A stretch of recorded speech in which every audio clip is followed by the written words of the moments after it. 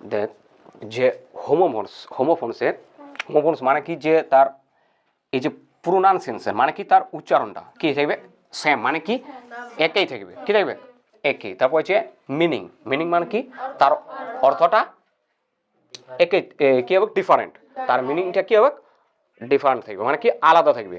ওকে যেমন স্পেলিং মানে কি তার বানানটা ডিফারেন্ট মানে কি আলাদা, তার বানানটা আলাদা থাকবে, অর্থটা আলাদা থাকবে, কিন্তু তার উচ্চারণটা কি থাকবে একই থাকবে।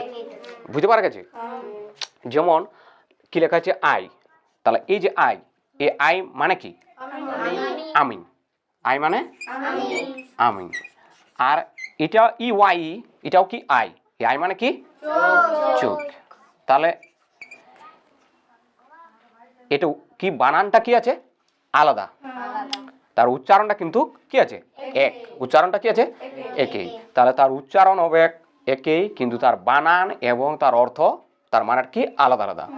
ওকে, তাকে বলা হয় হোমোফোনস। যেমন হচ্ছে টিও টু মানে কি দেবা পতি, ঠিক আছে দেবা পতি। যেমন TW টু মানে দুই, দুই রস্যু রস্যই দুই। ওকে, তাহলে TO2 মানে দেবাপতি আর TW2 মানে দুই। ওকে, এবং এখানে SEE মানে কি দেখা, সি মানে দেখা।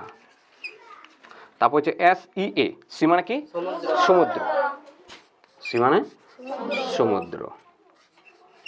ওকে, আর SHE মানে সে। ওকে, তাহলে কি বুঝতে পারলি যে তার উচ্চারণটা একই থাকবে এবং তার কিন্তু বানান এবং তার অর্থটা আলাদা আলাদা হবে, কেউ আলাদা আলাদা হবে। ওকে।